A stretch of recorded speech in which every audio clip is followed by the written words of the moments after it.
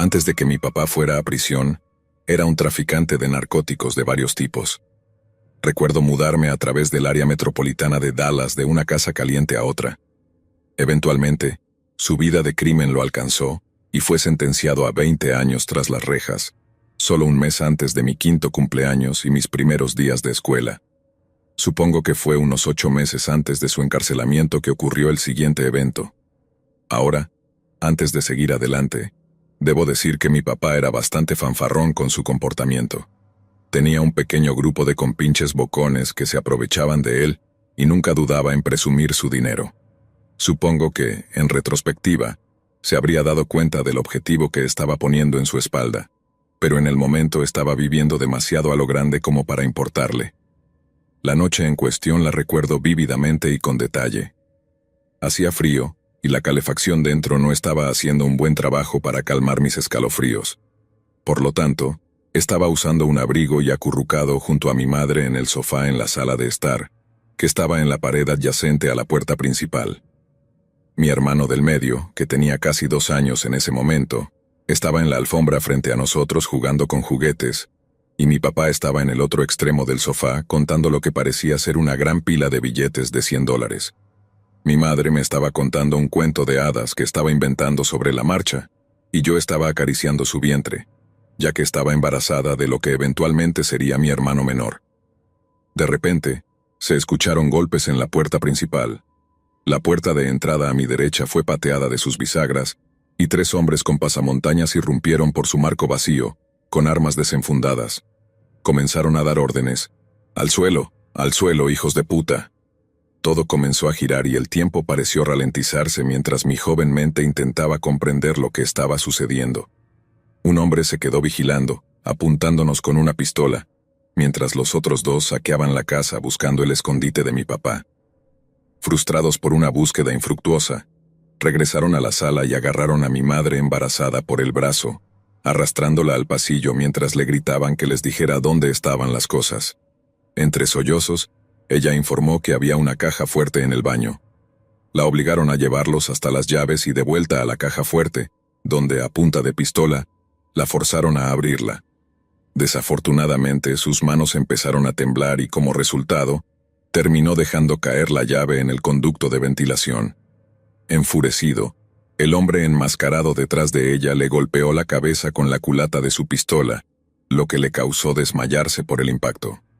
La lesión que sufrió aún la persigue hoy en forma de convulsiones y parálisis en el lado izquierdo de su rostro. Lo siguiente que vi fue al hombre arrastrándola violentamente por el cabello fuera del baño y directamente hacia nuestra sala de juegos al final del pasillo. Los otros 2 hombres reunieron a mi padre, mi hermano y a mí, del suelo de la sala, e intentaron llevarnos al mismo lugar donde estaba mi madre ahora inconsciente. Sin embargo, mi hermano estaba gritando, aterrorizado y sin entender lo que estaba pasando. El mismo hombre que golpeó a mi madre se acercó a él, tomó un puñado de cabello y procedió a arrastrarlo bruscamente hacia la habitación con nosotros. Nos hicieron acostarnos boca abajo en el suelo de madera y se fueron de la habitación mientras se concentraban en la caja fuerte, ocasionalmente volviendo para asegurarse de que obedeciéramos sus órdenes y recordarnos que no nos moviéramos. Recuerdo que ya no tenía miedo. Vi mi camioneta Power Wheels detrás de mí y pensé que tal vez podría atropellarlos con ella. No me daba cuenta de la gravedad de todo esto, ni de la posibilidad muy real de que pudieran matarnos. Estaba en uno de esos momentos de pensamientos ignorantes y felices, cuando mi papá, que tenía armas escondidas por toda la casa, se levantó y corrió hacia el pasillo. Pop, pop, pop. Escuché intercambio de disparos mientras se movían al otro extremo del pasillo y salían al patio delantero, y luego silencio. No me moví, excepto para sacudir a mi madre, que empezaba a recobrar el conocimiento. Fue en este punto que el miedo finalmente me golpeó. «Mamá, despierta. Creo que papá fue disparado. Creo que lo mataron», lloré.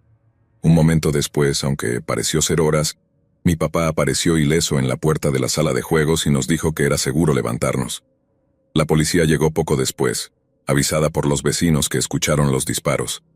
Arrestaron a mi papá por las pequeñas cantidades de narcóticos que la caja fuerte ahora abierta aún contenía. La policía también encontró a uno de los ladrones gravemente herido a un par de calles de distancia, en el jardín de alguien. Murió esa noche en un hospital, pero cuando se reveló su identidad fue un shock. Era el hermano de uno de los mejores amigos de mi papá. Cuando mi papá volvió a la cárcel, llegó la noticia dentro de su círculo de que uno de los otros hombres había sido su amigo, y que juraba venganza por su hermano por todo el vecindario donde solíamos vivir. Al mismo tiempo, mi papá lo buscaba vehementemente. Afortunadamente, nunca se encontraron, y mi papá fue arrestado por un crimen menos serio que el asesinato poco después. Pero nunca supe qué les pasó a los otros 2 hombres que nos asaltaron esa noche, y si Dios quiere, nunca lo sabré. Así que, a los hombres que nos robaron cobardemente y dejaron cicatrices permanentes en mi madre, por mi bien y por el suyo, que no nos volvamos a encontrar.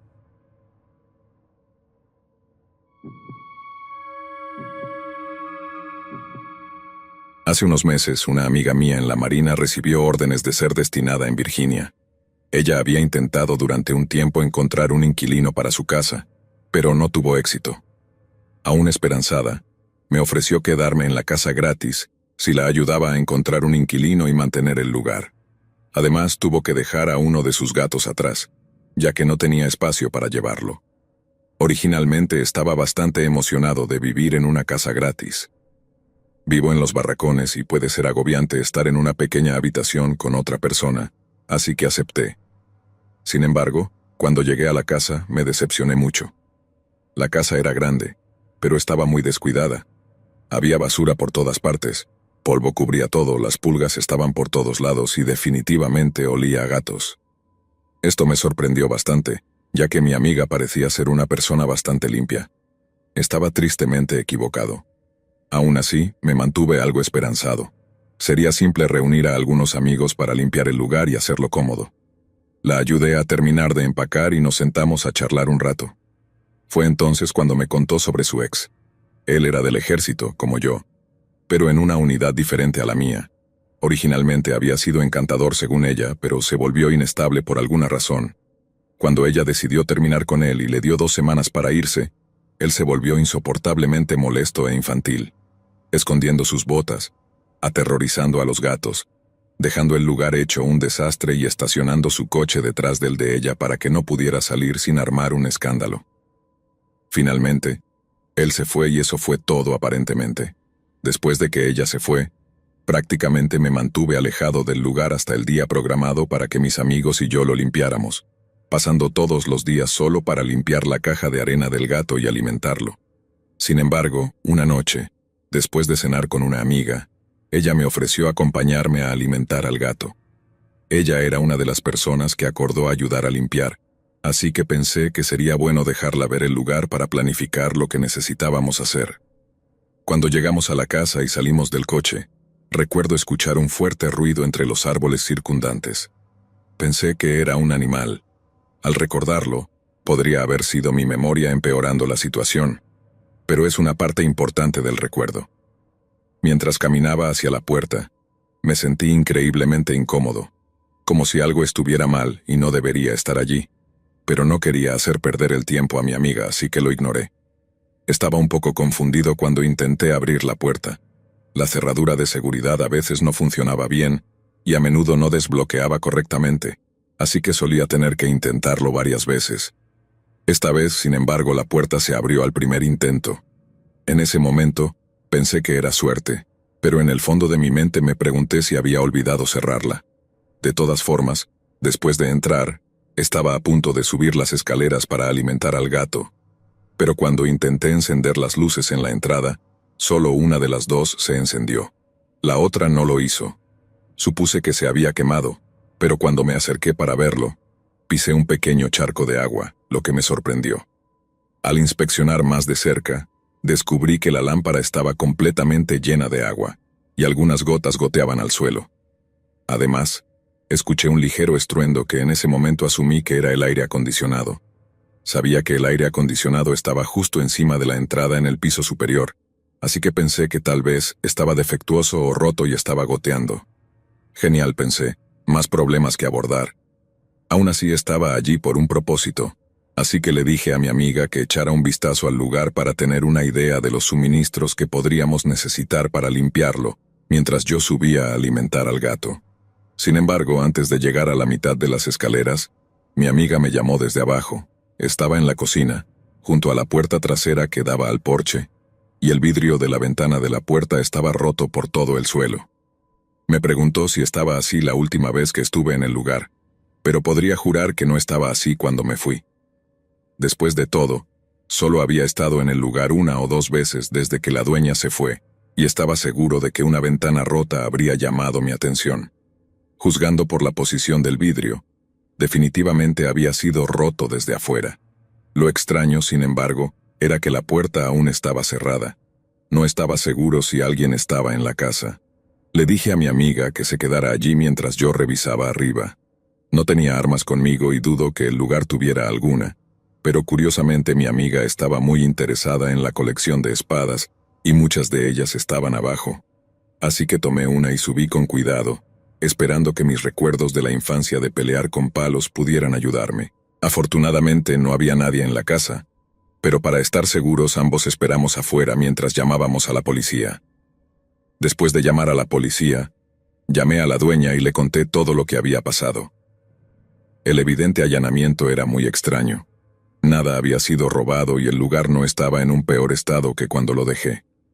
Las únicas cosas fuera de lugar eran la ventana rota de la puerta, esa misma puerta aún cerrada, y la puerta principal posiblemente desbloqueada. En ese momento asumí que el agua no estaba asociada con el allanamiento. Debido a todas estas evidencias, asumimos que el ex de mi amiga lo había hecho, ya que parecía que estaba buscando algo específico, o solo quería ser destructivo, y probablemente ni siquiera había entrado a la casa. Según mi amiga, él sabía que ella se había ido, pero no sabía que alguien estaba vigilando el lugar. Así que probablemente pensó que la casa estaba libre para vandalizar. Aún así, más allá de la ventana, ni yo ni la policía encontramos nada más esa noche. De cualquier manera, después de este evento, por supuesto, me sentí muy incómodo de volver a la casa. Nunca había lidiado con un allanamiento antes, y la entonces suposición de que su ex solo estaba siendo un imbécil y había vandalizado ligeramente el lugar definitivamente, me hizo no querer quedarme allí mucho tiempo, por miedo a estar presente cuando él decidiera volver. Sin embargo, el maldito gato aún estaba allí, y no podía dejarlo morir de hambre. Así que mientras la policía rastreaba al presunto sospechoso y la compañía de seguros obtenía información, aún tenía que ir al lugar a alimentar al gato. No podía mantenerlo conmigo porque los barracones no permiten mascotas, y no tenía amigos que estuvieran dispuestos a acogerlo. No voy a mentir, esperé un par de días antes de volver a esa casa. Tuve que reunir el valor. Ni siquiera vivía allí y la perspectiva me asustaba, así que solo puedo imaginar cómo me sentiría si hubiera sido mi lugar. Aún así, el gato necesitaba ser alimentado, así que fui. Cuando entré, lo primero que me golpeó fue el olor. Moho y humedad. Obviamente mis barracones estaban llenos de eso, pero era tan fuerte que superaba incluso el olor del gato. La fuga de agua se había vuelto aún peor. El suelo de madera de la entrada había comenzado a deformarse y el techo se estaba hundiendo. Definitivamente, algo no estaba bien. Me di cuenta de que esta fuga era mucho más grave de lo que había supuesto inicialmente. Esto definitivamente no era un problema del aire acondicionado. El estruendo aún se podía escuchar. Ahora curioso y no tan nervioso como en mi última incursión en la casa, subí las escaleras con la espada en mano. Al llegar a la cima de las escaleras, hay un pasillo corto que conduce al dormitorio principal. En el camino hay un armario de almacenamiento. Cuando pasé por el armario, mi pie hizo un sonido audible de chapoteo. Había agua aquí también, lo cual tenía sentido, ya que estaba prácticamente directamente encima de la entrada y tanto el aire acondicionado como el calentador de agua estaban en la parte trasera del armario. Cuando entré al dormitorio principal, sin embargo, no había agua, pero el sonido de estruendo era más fuerte y sonaba más distintivo y familiar ahora. Agua corriendo, como lo que escucharías de una bañera. Seguro descubrí una puerta en la parte trasera del dormitorio que no había notado antes. Llevaba un medio baño con un inodoro y un lavabo, y en esa habitación había otra puerta. Efectivamente, el ruido era definitivamente un grifo abierto. La alfombra frente a esa puerta estaba empapada más allá de lo creíble, y la puerta estaba cerrada. Juzgando por la ubicación de la puerta, La habitación más allá compartiría una pared con el armario de almacenamiento, y la bañera estaría literalmente justo encima de la entrada de la casa. Eso explicaría las extrañas lámparas llenas de agua, el techo hundido y la fuga. Al principio pensé que podría derribar la puerta, ya que era obvio que la bañera se había desbordado hace mucho tiempo, y el daño por agua ya sería una pesadilla para arreglar. Una puerta rota sería lo menos preocupante para la dueña. Me detuve, sin embargo. No sabía lo que encontraría detrás de esa puerta, y no quería entrar a ciegas. Así que decidí llamar a la policía nuevamente para que un oficial me ayudara. Él pudo desatornillar la perilla y abrirla. No había nada detrás de la puerta, pero efectivamente, la bañera estaba corriendo y desbordada. La apagamos y el oficial añadió más detalles al informe que ya estaba abierto sobre el incidente anterior. Al juntar todo esto, creo que es bastante seguro asumir lo que pasó. El vándalo, casi con certeza el ex de la dueña, había irrumpido esa noche, probablemente justo antes de que mi amiga y yo llegáramos. Había entrado al lugar por la puerta trasera rompiendo la ventana y probablemente salió por la puerta principal, que por eso estaba desbloqueada. Ahora no estoy 100% seguro si esta siguiente parte fue durante su allanamiento original o si volvió más tarde para hacerlo, pero creo que mientras estaba en la casa, subió las escaleras, tapó la bañera, abrió el agua y bloqueó la puerta. El vándalo obviamente no estaba allí para robar nada. En cambio, solo quería inundar la casa porque sabía que la dueña estaría fuera y que el daño por agua es una pesadilla de tratar. Estoy bastante seguro de que hizo todo esto en la misma noche y que ni la policía ni yo descubrimos el agua hasta un par de días después, lo que explicaría la fuga que descubrí la noche del allanamiento. Sea cual sea el caso, quien quiera que lo hizo es un pedazo de basura vengativo, si me preguntas.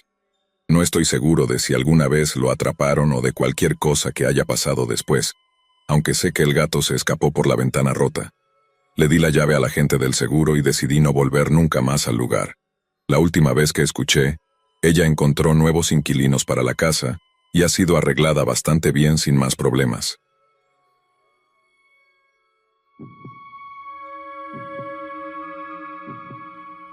Marzo de 1996. Tengo 16 años y me uní al ejército británico. Cuando te unes a las Fuerzas Armadas en el Reino Unido, comienzas con 10 semanas de entrenamiento básico. Asistí al campo de entrenamiento de Pirbright, para lo que pensé que sería la peor parte del entrenamiento militar. No podría estar más equivocado. En aquel entonces estaba realmente en forma y era muy feliz y despreocupado. Me adapté al entrenamiento, aunque fue increíblemente duro. Había un alojamiento horrible, mala comida, y nos agotaban desde las 4 de la mañana hasta las 9 de la noche todos los días. Pero lo superé y aprobé. Todavía recuerdo mi desfile de graduación y lo orgullosa que estaba mi madre al verme en mi uniforme marchando. Después de terminar el infierno del campamento básico, pasas a la fase 2, que es tu entrenamiento de especialidad, lo cual, dependiendo de lo que hayas elegido, determinará a dónde vas. En mi caso, como chef, era el cuartel Saint Omar en Aldershot. Sin embargo, hasta que comenzara mi entrenamiento de la fase 2, todos, sin importar la especialidad, íbamos a los cuarteles de Didcot, un encantador campamento a aproximadamente 1,5 kilómetros de Pirbright, así que solo estaba un poco más abajo en la carretera. Inicialmente, estaba muy emocionado de dejar el entrenamiento básico. Después de todo, la comida era mejor, podías tener edredones en tu cama y el régimen no era tan estricto como en Pirbright. Cuando llegas por primera vez, todos son puestos en un edificio para nuevos llegados, compartiendo una habitación con otras 10 personas hasta que deciden a qué pelotón irás. Así que me instalé para mi primera noche.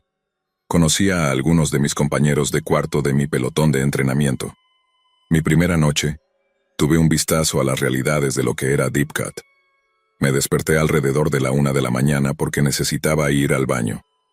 Al llegar a la puerta, antes de poder abrirla, 2 tipos con máscaras de gas cargando fundas de almohadas irrumpieron en la habitación.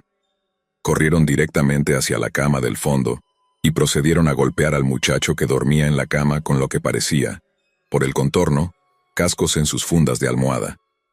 Después de ver esto atónito, pensé en pedir ayuda y fue entonces cuando noté que el cabo a cargo de nosotros esa noche estaba sosteniendo la puerta abierta para los 2 tipos. Parecía borracho y se estaba muriendo de risa con lo que estaba ocurriendo. La agresión duró probablemente 30 segundos antes de que corrieran, seguidos por el cabo en la puerta, y los escuché reírse a carcajadas mientras bajaban las escaleras. Después de ayudar al muchacho golpeado a llegar al baño, lo vi limpiarse y ninguno de los dos dijimos nada. El chico parecía tener mi edad, 16 años. ¿Qué podíamos hacer si una de las personas a cargo estaba básicamente detrás de esto? En los días siguientes, me di cuenta de que este campamento era básicamente donde iban los sargentos, cabos y oficiales si habían fracasado en su carrera o como castigo. Qué mejor gente para cuidar de 200 o 300 jóvenes soldados impresionables, todos entre 16 y 20 y tantos años. Se emborrachaban y nos hacían cosas para su propia diversión. Tenía la esperanza y el conocimiento de que estaría bien. Normalmente pasas 1 o, como mucho, 2 semanas aquí. Saldría pronto de aquí. Al tercer día me llamaron a la oficina del sargento. Me explicó que debido a la falta de chefs en el ejército, tenía que esperar en Deep Cut hasta que pasaran suficientes chefs el entrenamiento básico antes de pasar a mi siguiente fase. Después de preguntar cuánto tiempo, la respuesta fue 3 meses. 3 meses en este agujero infernal. Pensé que no podía empeorar. Estaba muy equivocado. En esta etapa me presentaron a mi pelotón mientras estaba en Deep Cut, por mi nuevo sargento de pelotón. Inicialmente sonaba muy amigable y hablaba con un suave acento de Sunderland. Empezó por establecer las reglas básicas para la limpieza y demás. Fue en este momento que nos advirtió sobre su gemelo malvado. Todos nos reímos, pero no estaba bromeando. Dijo que si nos encontrábamos con su gemelo, no terminaría bien para nosotros, y lo dejó así. Después de hablar con algunos de los muchachos que habían estado allí una semana o así, reiteraron la advertencia junto con que no debíamos llamar la atención del sargento Jiménez. Solo mantén la cabeza baja. Fue en este momento que comencé a escuchar rumores sobre el suicidio de un soldado y la implicación del sargento Jiménez. Aparentemente había hecho de este soldado el objetivo de su gemelo malvado y le había hecho la vida una miseria absoluta, atormentándolo siempre que podía. Unos días después presencié personalmente al gemelo malvado en acción. Mis amigos y yo estábamos en nuestra habitación cuando una paloma entró por la ventana abierta. Después de varios intentos hilarantes de ahuyentar al pájaro, fallamos y la paloma siguió volando y posándose en los armarios. Fue entonces cuando el sargento Jiménez entró en la habitación y preguntó qué estaba pasando. Después de explicar lo de la paloma, dijo: «Les mostraré cómo atraparlo». Luego procedió a saltar de las camas al aire en un intento de atrapar al pájaro. Al principio esto fue hilarante, todos nos reíamos, incluso el sargento Jiménez. Eso fue hasta que continuó durante al menos 30 minutos más. No se detenía, era implacable. La pobre paloma probablemente estaba muerta de miedo en ese momento, y finalmente fue atrapada por el sargento Jiménez. Ahora, lo que sucedió a continuación puede parecer una mentira, pero juro por esto y siempre recordaré el momento. El sargento Jiménez puso la cabeza de la paloma en su boca y la mordió limpiamente. Luego escupió la cabeza en una de las camas y arrojó el cuerpo por la ventana. Atónitos por esto, simplemente nos quedamos allí mientras el demente sargento Jiménez seguía diciendo que Evil Ed había cenado y se reía. Mientras que este probablemente fue el evento más psicótico que presencié, la crueldad del sargento Jiménez era legendaria. Un día, en pleno verano, nos hizo empujar una enorme carretera temporal alrededor de un campo con las manos desnudas. Si nunca has visto una de estas, es básicamente un enorme rollo de goma y acero. Siendo negro y estando al sol todo el día, esta cosa estaba increíblemente caliente. Tan caliente, de hecho, que todas nuestras palmas y dedos se convirtieron en una enorme ampolla en cada mano. Después de inspeccionar el daño en nuestras manos destrozadas, nos gritó por no tener manos de hombre. No satisfecho con esto, nos ordenó tomar una cuerda enorme de la parte trasera de un Land Rover y nos ordenó hacer una competencia de tira y afloja con esta áspera cuerda hasta que las ampollas se desgarraran de nuestras manos. El dolor de la carne en carne viva de nuestras manos era increíble, especialmente cuando luego nos ordenó hacer flexiones en el concreto caliente después. También fue la época en que la inyección de refuerzo que nos dieron a todos se infectó en algunos de nosotros. El gemelo malvado del sargento Jiménez hizo su misión encontrar a quienes tenían un sitio de refuerzo infectado y golpearles en el sitio tan fuerte como podía. Hasta el día de hoy, Todavía llevo la cicatriz después de que explotó mi inyección infectada, y por supuesto, me hizo hacer flexiones mientras toda la sangre y pus goteaban por mi brazo.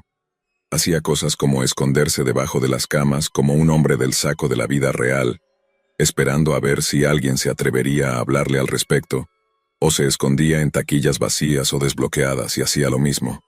El hombre era un lunático, seguro. Mientras estaba en Deep Cut, el tiempo pasaba lentamente. Era aburrido. Todo lo que teníamos que hacer era lo que el encantador personal de entrenamiento pudiera idear para nosotros. Un día, el teniente a cargo anunció que íbamos a un ejercicio durante 2 noches y 3 días en los bosques alrededor de Sandhurst. En la mañana del ejercicio, el sargento Jiménez reunió a todos en el desfile para organizar a todos, y anunció que en el ejercicio algunos de sus amigos de las SAs podrían aparecer e interrogar a las personas durante el ejercicio. No pensé mucho en esto, ya que siempre nos daba amenazas fallidas. El ejercicio en realidad no comenzó tan mal. El clima durante el primer día fue magnífico, muy soleado, y por alguna razón no lo aprovecharon como una oportunidad para hacernos correr con equipo bajo el sol. Esa noche nos acomodamos para la guardia. Para explicar, un basha es un agujero excavado en el suelo en el que duermes, por lo que tú y tu compañero de basha tomarán turnos de guardia que durarán alrededor de 1 hora. El turno de guardia en sí consiste en que te acuestes en un agujero camuflado excavado especialmente para el guardia. Luego uno de ustedes irá al basha y le dirá al otro que es su turno, y así sucesivamente. Al final de nuestro turno fui al basha y susurré que era su turno de guardia. Una voz baja con lo que sonaba como un acento escocés salió del refugio agresivamente diciéndome que me fuera. No reconocí la voz, y pensé para mis adentros que tal vez lo de las SAS era cierto. Tal vez podría ser un héroe y capturar a los amigos del sargento Jiménez. Imaginando la cara del sargento Jiménez por la mañana cuando informara que repelí un ataque de las SAS yo solo, amartillé mis A-80 con una bala de fogueo y exigí que quien fuera se mostrara. Silencio. Enojado, aparté la lona que cubría el basha para encontrarme con lo que apenas podía ver en la oscuridad: el cuerpo desnudo del sargento Jiménez. Estaba en el basha con una de las reclutas femeninas y debió haber puesto una voz falsa para despistarme. Me quedé atónito mientras un furioso sargento Jiménez desnudo saltaba de pie diciéndome que no dijera ni una maldita palabra sobre esto, y que volviera a la guardia. No pude ver bien lo enojado que estaba porque estaba oscuro, pero podía escuchar la furia en su voz. Ahora estaba en su radar. Estaba casado, y yo era testigo de él acostándose con una mujer mientras estábamos en un ejercicio, y sabía que tendría que hacer algo al respecto. A la mañana siguiente las cosas parecían ir bien. El sargento Jiménez ni siquiera me reconoció, lo cual me convenía perfectamente, y el ejercicio continuó hasta la noche. El clima esa noche no era como la noche anterior. Había una lluvia torrencial y me asignaron al tercer turno de guardia, que era alrededor de la 1 de la madrugada, si mal no recuerdo. Curiosamente me dijeron que debía hacer la guardia con la chica con la que el sargento Jiménez había dormido, lo cual era extraño ya que significaba que mi compañero de basha no tenía que hacer guardia.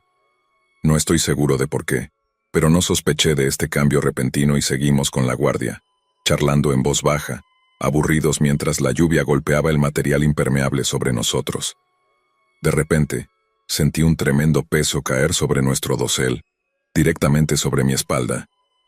Alguien desde atrás agarró la parte frontal de mi casco y sentí lo que parecía ser un cuchillo contra mi garganta, tirando de mi casco hacia atrás con fuerza.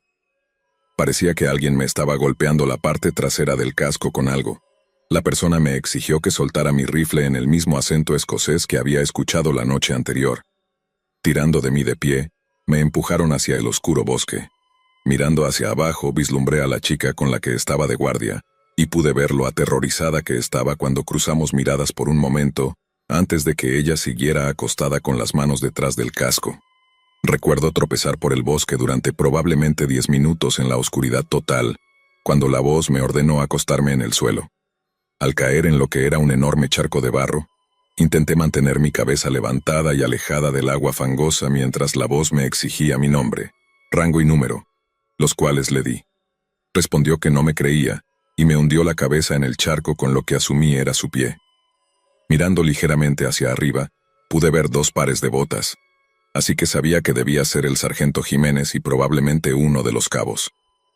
Luego comenzaron a preguntar sobre cuántas personas había en nuestro pelotón, quién estaba a cargo y cosas por el estilo, a lo que obviamente les di todas las respuestas que querían, siendo un joven de 16 años aterrado de estar solo en el bosque con lo que sabía era el sargento Jiménez. No quería enfadarlo. Esto, por supuesto, tuvo el efecto contrario. Me dio lo que sentí como una patada en el testículo derecho tan fuerte como pudo, y el dolor fue excruciante. Sentí como si quisiera vomitar. Cada instinto me decía que debía acurrucarme en posición fetal, pero no me lo permitieron. Esto continuó durante unos 20 a 25 minutos más, con ellos preguntando cosas como qué tan genial era el sargento Jiménez o quién era el mayor chismoso del pelotón. Sin importar la respuesta que diera, me encontraba con violencia. Patadas en las costillas, dedos aplastados y, en un momento, lo que sentí como una vara delgada azotando la parte posterior de mis muslos. Afortunadamente, se aburrieron o se dieron cuenta de que no podían seguir haciendo esto sin causarme daños graves. Me ordenaron levantarme, y me guiaron de regreso al área donde estaba acampado nuestro pelotón, y me dijeron que siguiera solo cuando estuviéramos cerca.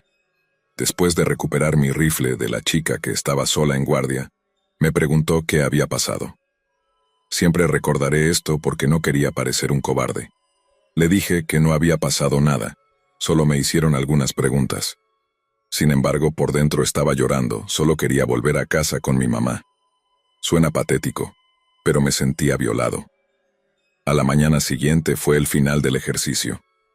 El sargento Jiménez reunió a todos y después de un informe principalmente sobre lo mal que lo habíamos hecho, anunció que sus amigos de las SCS habían informado que interrogaron a algunas personas, todo mientras me miraba fijamente. Durante toda la marcha de regreso, solo podía pensar en cómo iba a atraparme ahora. Todos sabían cómo era y sin duda ahora sería su objetivo. La miseria era insoportable. Quería que la marcha durara más porque al menos todos estaban presentes y no podía acosarme. Llegamos al campamento y todos se pusieron a limpiar el equipo cuando me dijeron que el oficial quería verme. Mi corazón saltó, pensando que tal vez la chica había informado sobre lo que había pasado y eso me salvaría, y de alguna manera lo hizo. El oficial me informó que había suficientes personas para formar un pelotón de entrenamiento en Saint Omar, graduándose de Pirbright, así que me iría al final de la semana. Afortunadamente, logré evitar al sargento Jiménez durante toda la semana. Me ofrecí para preparar el campo para el día del RLC, y estuve bajo la supervisión de otro sargento, gracias a Dios. Así que eso es todo, mi épica historia en los cuarteles de Deep Cut. Como mencioné al principio, intenté informar al tribunal sobre lo que ocurrió, pero no quisieron saber. Este hombre me afectó de tal manera que todavía tengo pesadillas recurrentes de que volví al ejército y que él va a vengarse. Y en cuanto al sargento Jiménez, no se preocupen, chicos y chicas, recibió su merecido por todos los años de tormento que infligió a jóvenes soldados vulnerables. El ejército reconoció esto y lo ascendió. Ahora es el oficial a cargo del bienestar de los reclutas en el ejército británico. Desearía que esto fuera una mentira, pero no lo es.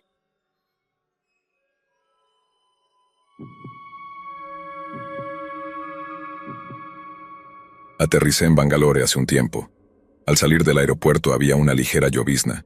El clima de Bangalore que tanto amo, aunque la última vez que viví aquí fue en 2005, y recuerdo que incluso entonces llovía casi todos los días. Estaba esperando que me recogieran, alguien a mi lado murmuró: «Toda esta gente viene de Dios sabe dónde y nadie habla una palabra de Canadá». Irónicamente, el caballero hizo este comentario en inglés. Recordé algo que sucedió en 2005, que volvió a mi mente vívidamente durante un largo y accidentado viaje en taxi a mi hotel. En 2005, vivía en una pequeña casa de una habitación en la planta baja. Los ocupantes del piso superior eran el propietario, su hijo pequeño y el hermano menor del propietario, Manju. Manju me preguntó en Canadá si podía hablar el idioma. Esa fue la primera pregunta que me hizo cuando me mudé. «Yo también soy graduado en informática», dijo. Pero lo dijo en inglés para mi beneficio, supongo. Sonreí con mi característica sonrisa tímida de trabajador migrante. Durante los siguientes meses me di cuenta de que Manju básicamente no tenía un trabajo diario. Siempre me pedía cigarrillos prestados y me preguntaba, ¿dónde estarían ustedes si no fuera por Bangalore? Tenía una gran relación con el propietario, aunque tenía problemas de espalda, y me pidió que le diera la llave de repuesto de mi casa para que pudieran entregar el cilindro de gas en mi lugar, y luego la ayuda doméstica lo llevara hasta el piso de arriba. Más tarde, en 2005, solicité el programa de migración para trabajadores altamente calificados a Europa. Involucraba mucha documentación y tenía mucha curiosidad por todo el proceso, e intenté explicar lo mejor posible cómo funcionaba el proceso. La solicitud fue exitosa. Renuncié a mi trabajo y comencé a hacer los preparativos para mudarme. El hijo del propietario insistió en que descargara algunos juegos de Adobe Flash para que jugara en su computadora de casa antes de irme. Los copié en una unidad USB y se la di. Él dijo que no sabía cómo copiarlos y me pidió que lo hiciera por él. La computadora estaba en la habitación de Manju. Conecto la unidad USB y una miniatura en el escritorio llama mi atención. Una foto muy familiar. Hago doble clic y es una foto de mi novia. Mi esposa china estaba escrito sobre ella en Comic Sans en negrita. Ella en realidad era de India. También en el escritorio había copias escaneadas de mis estados de cuenta bancarios y certificado de título. Un par de los estados de cuenta estaban mal editados, donde el nombre de Manju había sido puesto en lugar del mío. No habrían engañado a nadie, pero Manju había puesto sus habilidades con MS Paint al máximo de sus capacidades. Me maldije a mí mismo por mi descuido al dejar todos mis documentos en mi escritorio de trabajo, sin darme cuenta de que incluso Manju tenía acceso a la llave de repuesto para entrar. Llamo a mi casero y le cuento lo sucedido. Él se disculpa profusamente y me dice que pondrá a Manju en su lugar. Tengo unos 3 días antes de volar a Europa. Borro las fotos de su escritorio, no satisfecho. Bajo las escaleras y vuelvo armado con un CD de Ubuntu Linux. Borré el disco duro e instalé Linux en su escritorio. Venganza geek cuando me quedaban menos de 72 horas. La noche antes de volar, escucho golpes fuertes en la puerta. La abro y ahí está Manju con otro amigo suyo. Sus ojos me miraban con odio. Ve que tengo a 4 de mis amigos que se quedaron a dormir para despedirse y ayudarme con el equipaje. Buena suerte, dice antes de desaparecer, y no lo he visto desde entonces.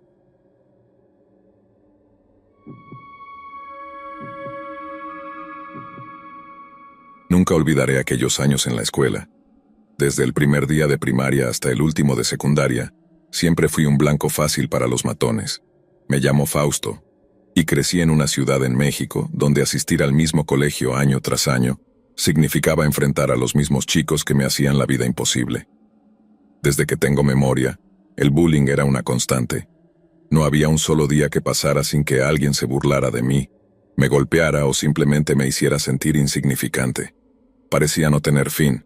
Cada mañana, al despertar, me invadía una sensación de ansiedad. Mi estómago se retorcía y un nudo se formaba en mi garganta al pensar en lo que me esperaba en el colegio.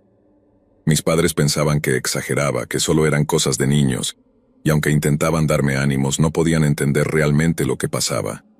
Para mí, era un infierno cotidiano. Los matones, siempre los mismos, se aseguraban de recordarme lo poco que valía. Ese grupo liderado por Carlos, un chico robusto y agresivo, disfrutaba haciéndome sufrir. Carlos era el típico chico popular, fuerte y temido por todos. Sus seguidores, Mario y Luis, eran su sombra, siempre dispuestos a cumplir sus órdenes. Ese día, sin embargo, todo cambió. Había algo en el aire, una tensión que no podía identificar. Desde el momento en que llegué al colegio, las cosas se intensificaron. Carlos y sus amigos me estaban esperando en la entrada. Antes de que pudiera siquiera entrar al edificio, ya me habían golpeado en el estómago, doblándome de dolor. Los insultos eran peores que de costumbre, y aunque intenté evitarlos, no había manera de escapar. Me llamaban perdedor, rata, y otras cosas que prefiero no recordar. Sus risas resonaban en mis oídos como una tortura constante. Durante las clases, traté de concentrarme, de ignorar las miradas y los susurros, pero era imposible. Cada minuto que pasaba sentía cómo la ira y la frustración crecían dentro de mí. Sabía que el recreo sería aún peor, y así fue. El primer recreo llegó y, como de costumbre, intenté refugiarme en el baño, uno de los pocos lugares donde podía estar solo por unos momentos. Pero ese día, Carlos y su pandilla me siguieron. Apenas entré, me rodearon. Carlos se acercó con una sonrisa maliciosa, y antes de que pudiera reaccionar me empujó contra la pared. Comenzaron a insultarme, a decirme cosas horribles. Sentí cómo me bajaban los pantalones, cómo se reían de mí. La humillación era insoportable. Luché para liberarme, y en un momento de desesperación logré zafarme y salir del baño. Pero Carlos no se detuvo. Me siguió, gritando insultos, empujándome. Corrí hacia las escaleras, el corazón latiendo descontrolado. No sé qué pasó exactamente en mi mente en ese instante, pero cuando sentí su mano en mi hombro, giré bruscamente y lo empujé con todas mis fuerzas. Todo sucedió tan rápido. Carlos perdió el equilibrio y cayó por las escaleras. El sonido de su cuerpo golpeando contra los escalones fue horrendo. Se detuvo al final inmóvil. Corrí temblando, incapaz de procesar lo que acababa de suceder. Los profesores llegaron pronto, y la ambulancia no tardó en aparecer. Carlos fue llevado al hospital con un brazo y una pierna quebrada, múltiples golpes y una herida en la cabeza. Fui expulsado del colegio. Mis padres estaban devastados. Fui enviado a otra escuela, lejos de todo lo que conocía, pero el peso de lo que había hecho no me dejaba en paz. Un día, impulsado por una mezcla de culpa y necesidad de cerrar ese capítulo, fui al hospital a ver a Carlos. Le pedí disculpas a él y a su familia. Fue uno de los momentos más difíciles de mi vida. A veces, cuando pienso en lo que pasó, me arrepiento profundamente, pero en otros momentos recuerdo todas las veces que me humillaron, que me hicieron sentir menos que humano. Y aunque sé que lo que hice estuvo mal, una parte de mí siente que de alguna manera lo tenían merecido. La vida siguió adelante, pero aquel recuerdo, aquel día de venganza, siempre será una sombra en mi memoria, un recordatorio de hasta dónde puede llevarnos la desesperación y el dolor acumulado.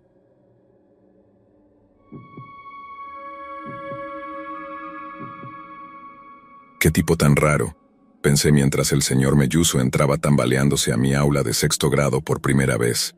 Traje marrón arrugado, corbata torcida, cara enrojecida, la mano derecha temblando nerviosamente a la altura de su cintura y, de alguna manera, ya tenía tiza en el cabello. Tartamudeó sus primeras palabras a la clase, y no había terminado su frase introductoria antes de que supiera que estaba perdido. Nunca había visto a un hombre adulto lucir tan nervioso. El director debería haberlo advertido adecuadamente. Éramos un grupo de tiburones y olíamos la sangre en el agua. Las bromas y los chistes comenzaron pequeños. De alguna manera, el señor Melluso lo estaba pidiendo. Estaba tan desprevenido, tan absolutamente despistado, que era imposible no burlarse de él. Una actividad requirió que el señor Melluso dibujara un reloj en la pizarra. La clase contaba juntos mientras él dibujaba los números en la carátula circular del reloj.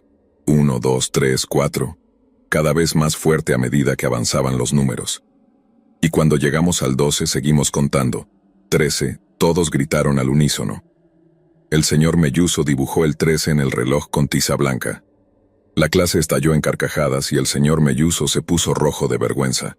Borró tímidamente el 13, tartamudeó algo incomprensible y su mano temblorosa dejó caer el borrador. Hizo una mancha de tiza con forma de borrador en sus pantalones. Nos reímos aún más fuerte. El señor Melluso recogió el borrador y golpeó sus pantalones con la mano para quitar la mancha. El problema era que todavía sostenía el borrador. Toda la pierna de su pantalón marrón se volvió blanca como un fantasma. Los niños se reían tanto que se caían de sus sillas. Fue en ese momento que sentí lástima por el señor Melluso por primera vez, solo que no podía dejar de reírme con los demás. Mis dos amigos, Facundo Stanford y David Nukem, todos lo llamaban Nuke, eran los peores ofensores. Al principio eran fanáticos de las bromas clásicas. Poner tachuelas en la silla del señor Melluso, girar los escritorios de todos antes de que el señor Melluso entrara al aula, cosas así. Pero sus bromas pronto progresaron. En una ocasión, el señor Melluso preguntó a la clase la respuesta a 9 multiplicado por 5. Nuke levantó la mano y movió los labios diciendo 45, pero no dijo nada. «No te escucho», dijo el señor Melluso acercándose.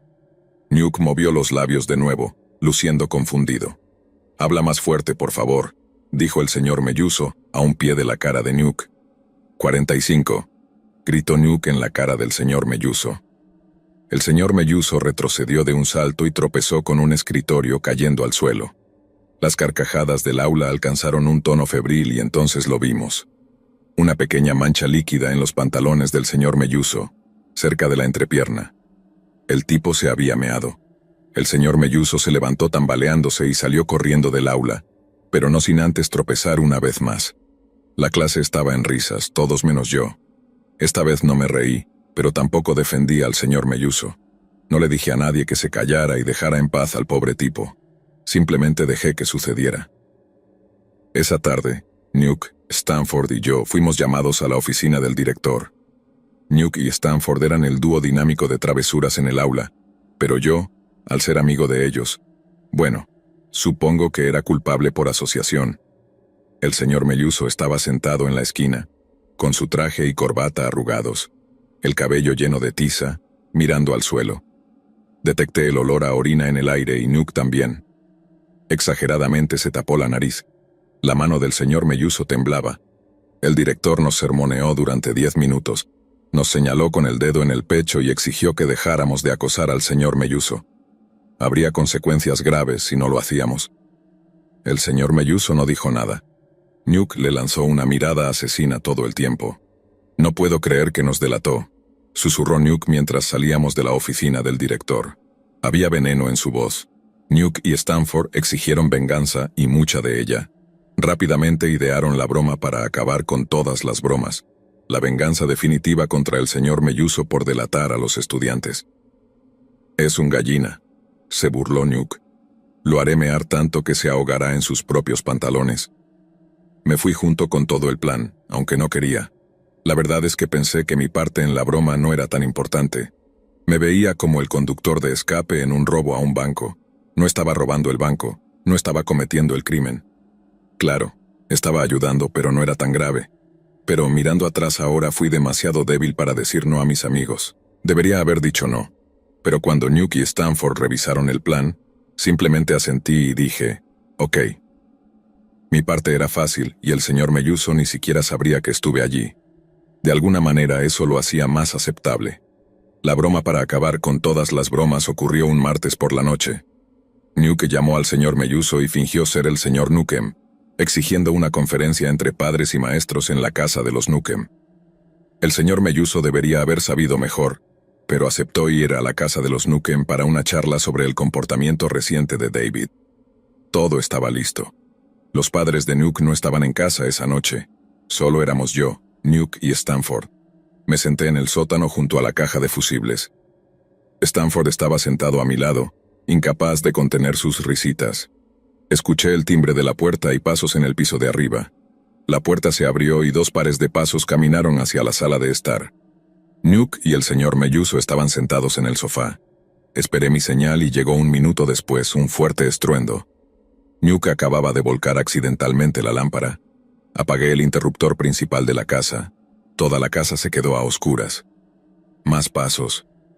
Nuke le estaba diciendo al señor Melluso que revisaría la caja de fusibles, que volvería en 1 segundo. La puerta del sótano crujió al abrirse y los pasos resonaron en las escaleras. Nuke estaba descendiendo los escalones del sótano. Una figura oscura apareció junto a nosotros. Era Nuke. «Hazlo, Stanford», susurró Nuke. Stanford vertió jarabe de maíz sobre el frente de la camiseta de Nuke. Nuke ahogó su risa mientras Stanford se ponía una máscara de payaso de goma en la cabeza y agarraba un cuchillo de carnicero plateado. «Hagámoslo», resopló Stanford a través del látex. Nuke subió tambaleándose las escaleras primero, con Stanford a 1,5 metros detrás de él. Yo lo seguía a regañadientes desde una corta distancia con una cámara Polaroid y observé cómo se desarrollaba todo. Nuke apareció por la puerta del sótano, sujetándose el pecho y sollozando pidiendo ayuda. El señor Melluso corrió hacia él. «Oh, Dios mío», balbuceó el señor Melluso, tocando el jarabe de maíz en la camiseta de Nuke. Luego apareció el payaso asesino con un cuchillo de carnicero levantado en la mano. El señor Melluso gritó y agarró la camiseta de Nuke por el cuello. Se rompió y el señor Melluso cayó al suelo. Se echó hacia atrás y tembló contra la pared, aún sujetando el cuello rasgado. Lo observé temblar en la oscuridad. «¡Hazlo!», gritó Nuke. «Tómale una foto».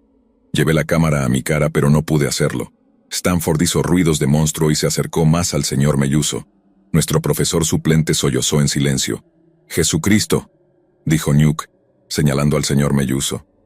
Se meó en mi maldito suelo. Miré hacia abajo y vi orina saliendo de la pernera izquierda del señor Melluso. Nunca me había sentido más apenado por otro ser humano en toda mi vida. Sentí como si estuviéramos torturando a un cachorro herido. «Toma la foto», insistió Nuke. No lo hice. Simplemente dejé caer la cámara al suelo y se rompió en 3 pedazos. Stanford se quitó la máscara y la arrojó al señor Melluso. Aterrizó en su regazo. «Solo estábamos bromeando, señor Melluso», dijo Stanford. «Es solo una broma». El señor Melluso puso un brazo contra la pared, se apoyó y se levantó con dificultad. Miró el cuello roto en una mano y la máscara de payaso en la otra, sollozó y salió arrastrándose por la puerta principal. «Se llevó mi máscara», lamentó Stanford.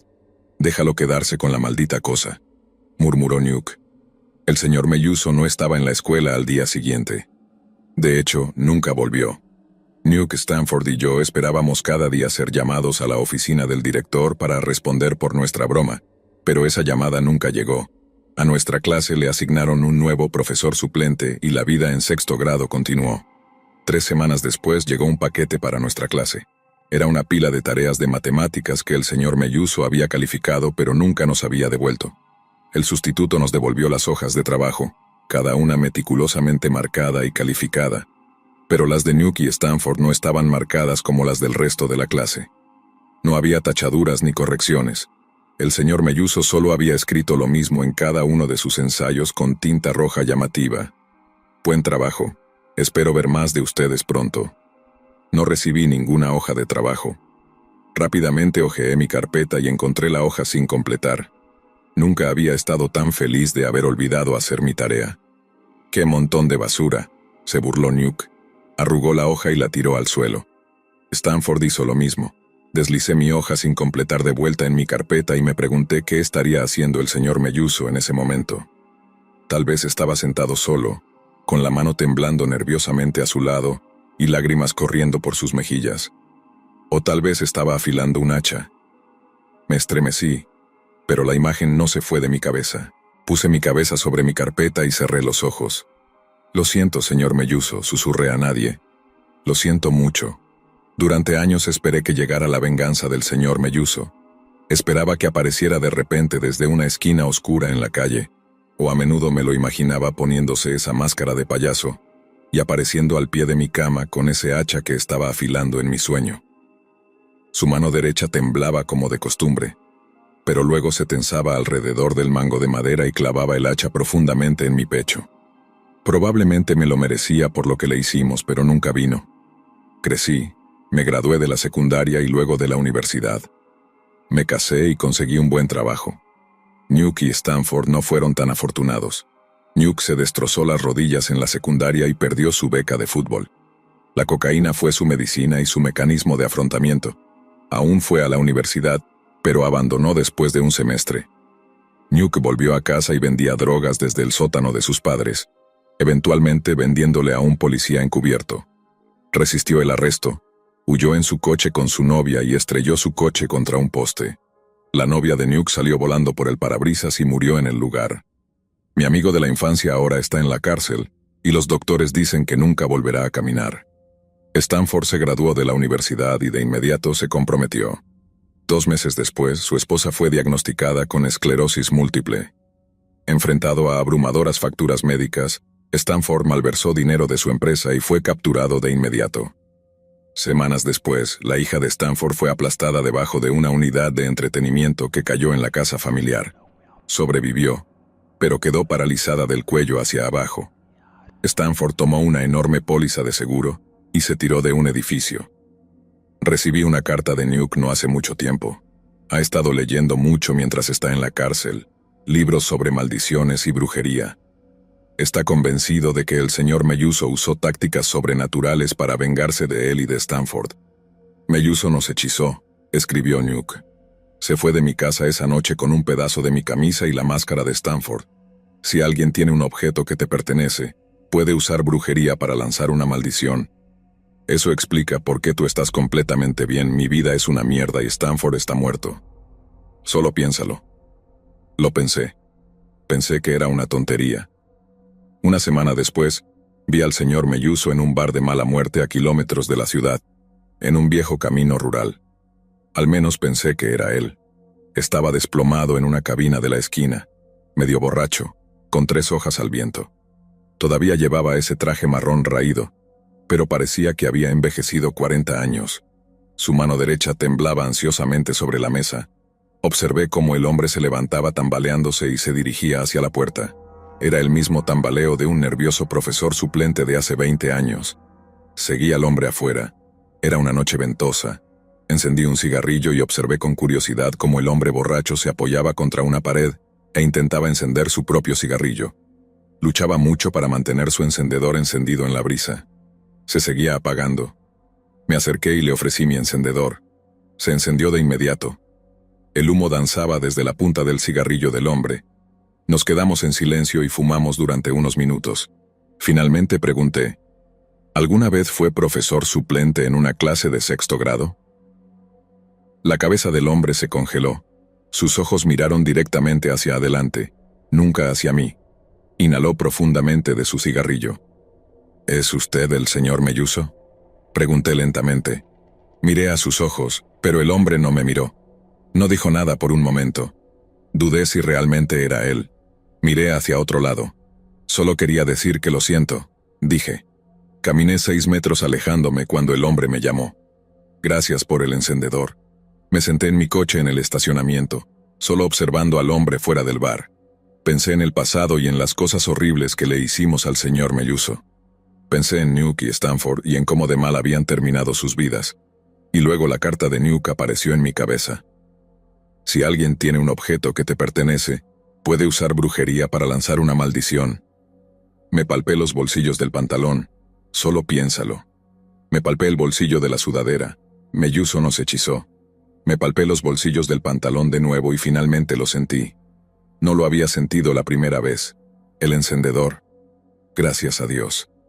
Lo saqué de mi bolsillo, lo estudié por un momento para asegurarme de que era mío y exhalé lentamente. Sonreí para mí mismo y negué con la cabeza. Estaba siendo estúpido. No existen las maldiciones ni los hechizos. Nuke y Stanford fueron víctimas de malas decisiones y mala suerte. No existe la brujería. Examiné el encendedor y lo giré en mi mano por un momento. Ojalá la brujería fuera real. Si ese hombre fuera del bar era el señor Melluso, merecía la oportunidad de arruinar mi vida. Pensé en salir y poner el encendedor en su mano, pero en cambio sonreí y lo guardé en el bolsillo. Estaba siendo ridículo. El hombre fuera del bar estaba tambaleándose. Estaba persiguiendo algo por el camino. Una colilla de cigarrillo, mi colilla de cigarrillo, la que acababa de fumar. El viento la levantó y la colilla voló por el oscuro camino rural. El hombre cojeó tras ella con la mano temblando a su lado. ¡Qué tipo tan raro!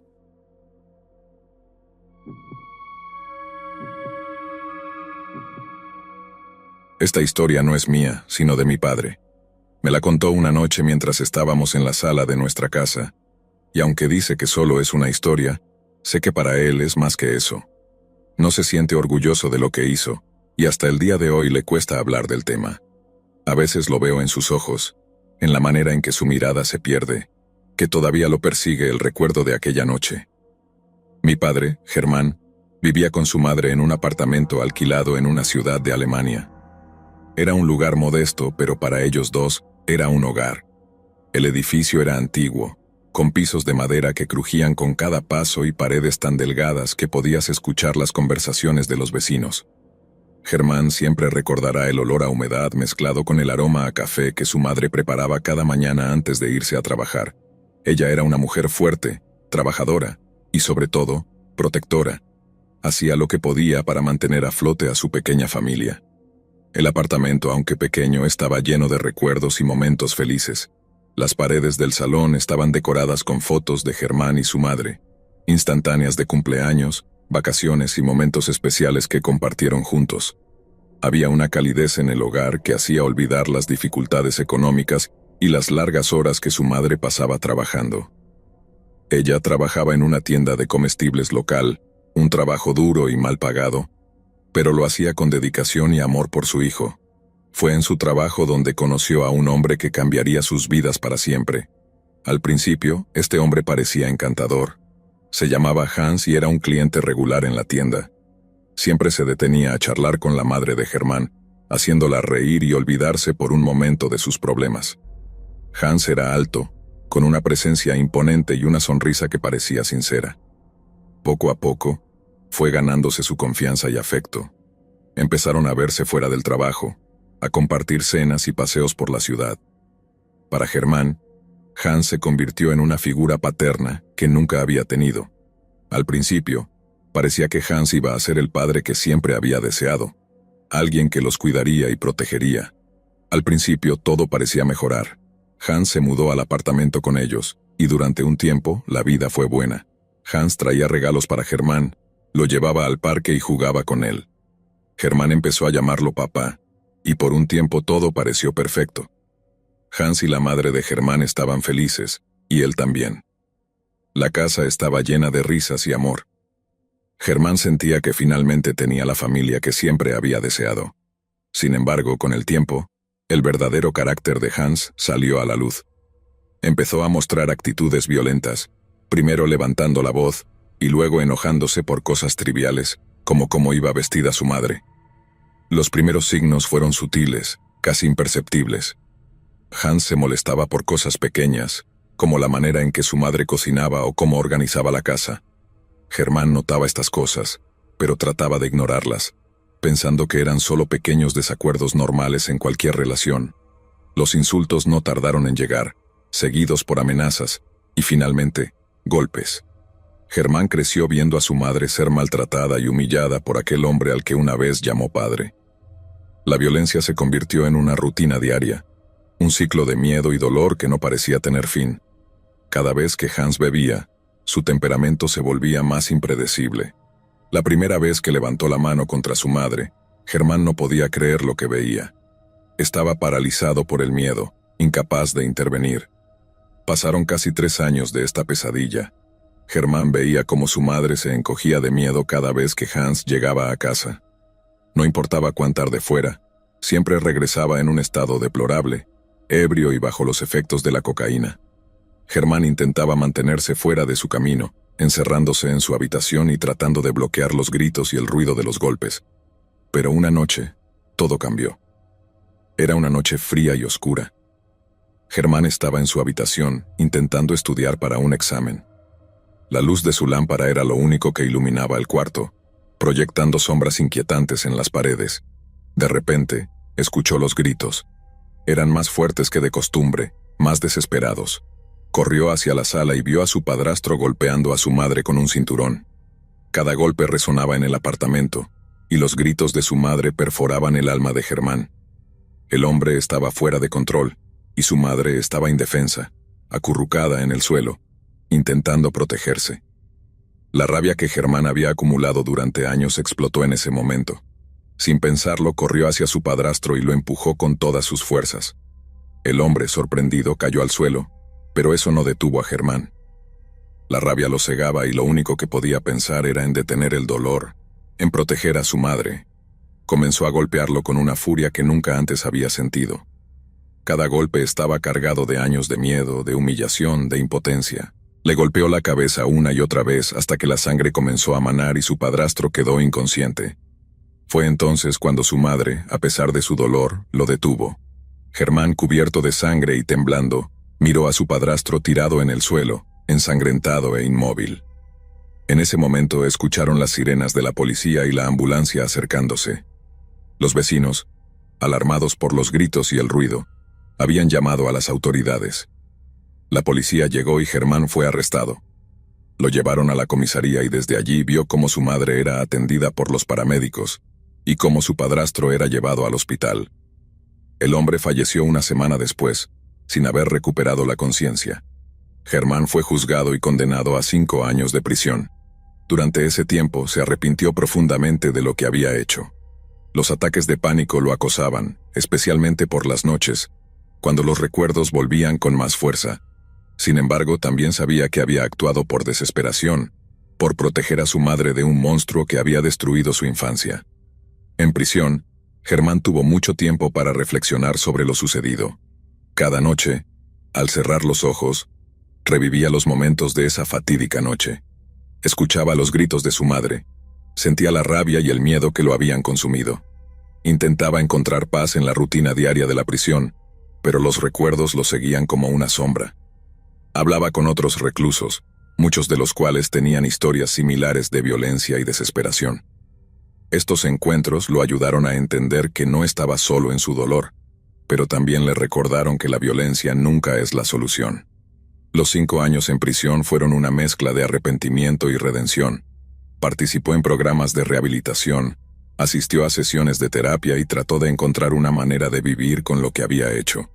Fue liberado por buena conducta, y aunque ha tratado de reconstruir su vida, las cicatrices de aquel día nunca desaparecieron por completo. Cada vez que me cuenta la historia, veo en sus ojos el dolor y el remordimiento, pero también una extraña mezcla de alivio y tristeza, como si una parte de él supiera que, en algún retorcido sentido, no había otra opción. Después de salir de prisión, Germán intentó reconstruir su vida. Encontró trabajo en una pequeña tienda de electrónica y comenzó a asistir a un grupo de apoyo para personas que habían vivido situaciones de violencia doméstica. Conoció a otras personas con historias similares, y aunque esto no borraba su pasado, le daba un sentido de comunidad y comprensión. Cada día era una lucha contra los recuerdos. Los ataques de pánico seguían siendo frecuentes, especialmente cuando se encontraba en lugares cerrados o cuando escuchaba gritos similares a los de aquella noche. Aprendió técnicas de respiración y meditación para controlar su ansiedad, pero algunos días eran más difíciles que otros. A veces, se despertaba en medio de la noche, empapado en sudor con el corazón latiendo a 1000 por hora, reviviendo los momentos más oscuros de su vida. Germán también se reconectó con su madre, quien había sido su mayor apoyo durante los años en prisión. Ella nunca lo culpó por lo que había sucedido, entendiendo que él solo intentaba protegerla. Sin embargo, ambos sabían que la violencia había dejado una marca imborrable en sus vidas. Pasaban mucho tiempo juntos, tratando de recuperar los años perdidos, pero siempre con la sombra de Hans acechándolos en silencio. Un día, Germán decidió que necesitaba enfrentarse a su pasado de una manera más directa. Había escuchado sobre una técnica terapéutica llamada exposición gradual, donde las personas confrontan sus traumas de manera controlada y segura. Decidió visitar el antiguo apartamento donde había sucedido todo. Quería ver el lugar con nuevos ojos, tratar de hacer las paces con lo que había ocurrido. El día que decidió visitar el antiguo apartamento fue uno de los más difíciles de su vida. Al llegar al edificio, el olor a humedad y el crujido de los viejos pisos de madera le trajeron una oleada de recuerdos. Subió las escaleras lentamente, cada paso resonando como un eco de su pasado.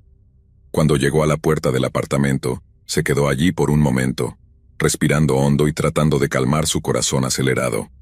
Al abrir la puerta se encontró con una escena que parecía congelada en el tiempo. Nada había cambiado mucho.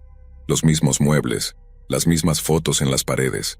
Caminó lentamente por el pasillo, pasando la cocina donde su madre solía preparar el desayuno y el salón donde habían pasado tantos momentos felices antes de que todo se desmoronara. Finalmente llegó a la sala, el lugar donde había sucedido todo. Podía ver el lugar exacto donde su padrastro había caído, donde la sangre había manchado el suelo. Se sentó en el suelo en silencio, dejando que los recuerdos lo invadieran. Las lágrimas comenzaron a rodar por sus mejillas mientras revivía aquella noche. No había palabras para describir la mezcla de emociones que sentía. Dolor, arrepentimiento, pero también un cierto alivio al darse cuenta de que había sobrevivido a todo eso. Había protegido a su madre, pero a un costo altísimo. Después de pasar un tiempo en el apartamento, Germán decidió que era hora de irse.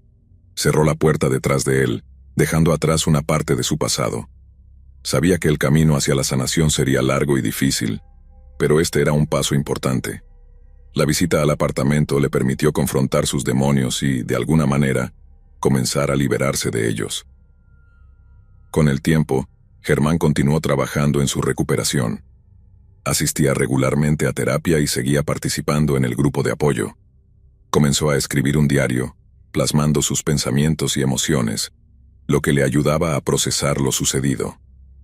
También se involucró en actividades que le daban un sentido de propósito, como el voluntariado en un refugio para víctimas de violencia doméstica. Ayudar a otros que habían pasado por experiencias similares le daba una nueva perspectiva y una razón para seguir adelante. Una de las cosas más difíciles fue aprender a perdonarse a sí mismo.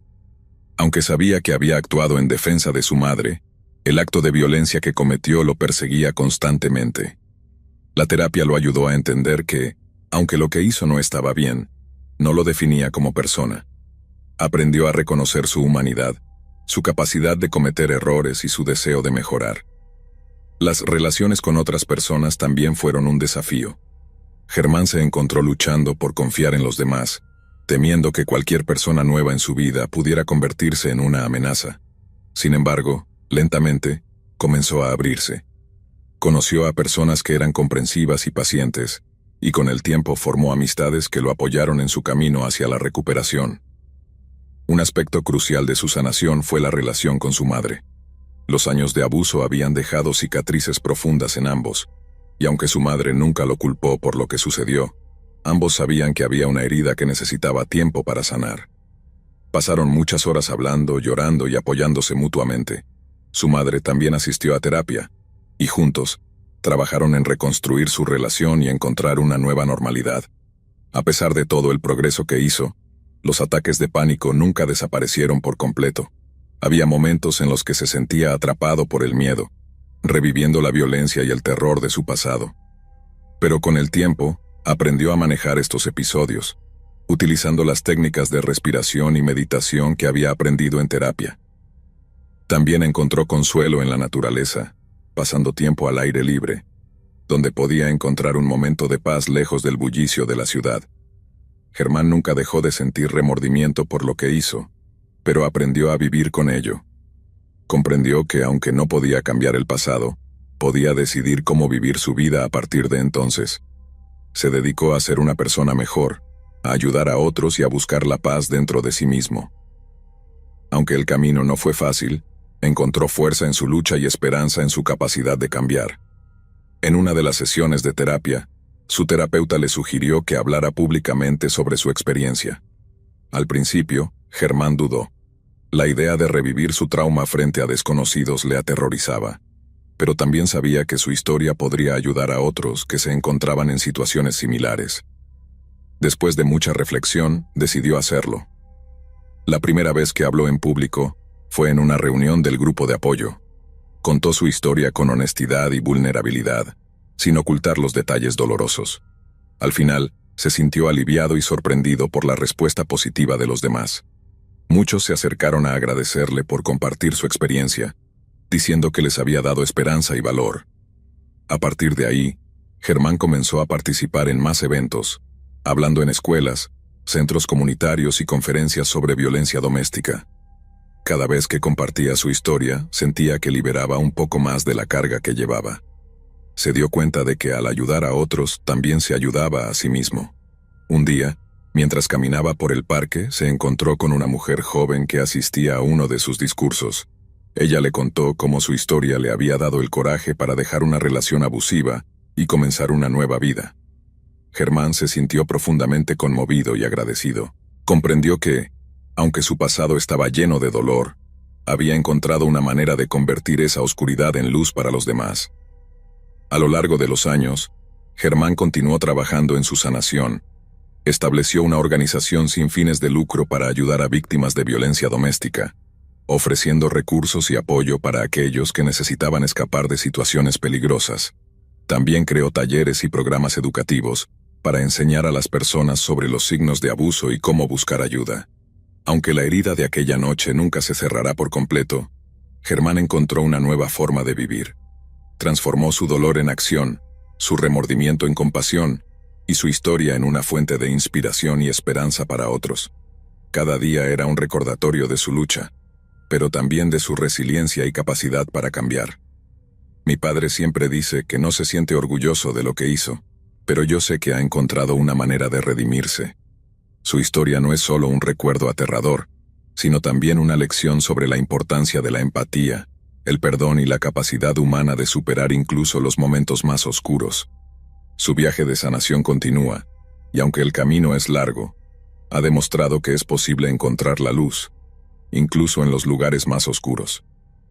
Esta historia me enseñó más de lo que cualquier libro o lección podría haber hecho. Me mostró la complejidad de las emociones humanas, el impacto devastador de la violencia y, sobre todo, la fuerza increíble del espíritu humano. Mi padre, con todas sus cicatrices y su pasado, es un ejemplo viviente de que, a pesar de nuestros errores y nuestros momentos más oscuros, siempre hay una oportunidad para encontrar redención y hacer el bien en el mundo.